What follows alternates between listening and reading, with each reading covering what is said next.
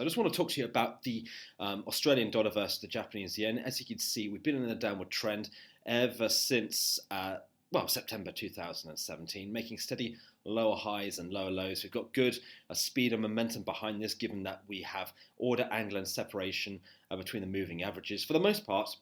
Now, what we've seen ever since August this year is the fact we've made this all-important higher low, but we've got the ABC to completion. And we can see that when we take our Fibonacci extension from point B to point A, we've got the 1.272 here. Ideally, it would have been the 1.618, and we would have an overlap with the 50 EMA. As we've seen it testing as dynamic resistance before, we would want it to test again. However, the 1.618 is all the way up here, and given that we've got the 1.272 and a bearish pin bar reversal closing as of last week, overlapping with a Fibonacci retracement number as well. If you drag Fib retracement from this high to the most recent low, we can see that we've got an overlap between the 1.272 and the 50% Fibonacci retracement. Okay, so that is a potential sell opportunity. It's a sell the rally based on a complex retracement in a prevailing downward trending market.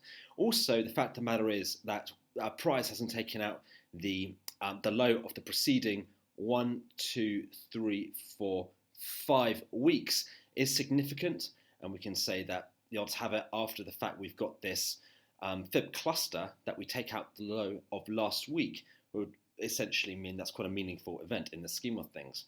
Those people who want additional confirmation, well, we don't have a bearish reversal divergence yet on the RSI setting 6 or indeed the stochastic. So if you wanted that additional confirmation, what you can wait for is a lower high on the 4-hourly time frame prior to placing your order. Okay, that's if you want additional confirmation. At the moment on the 4-hourly, we've got higher lows and we've got higher highs. So what you could do if you wanted that confirmation is simply wait and hold back until we get price going up, making a lower high, then going down. Okay, so at the moment we could even see the formation of a head and shoulders formation.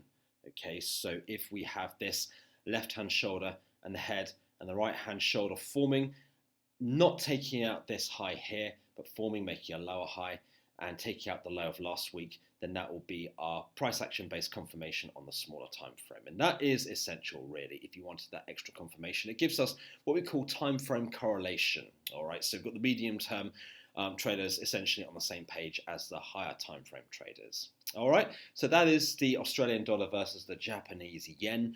On the weekly time frame, what we'll be doing is placing our orders at the break of last week's low. There we go, stop loss above last week's high.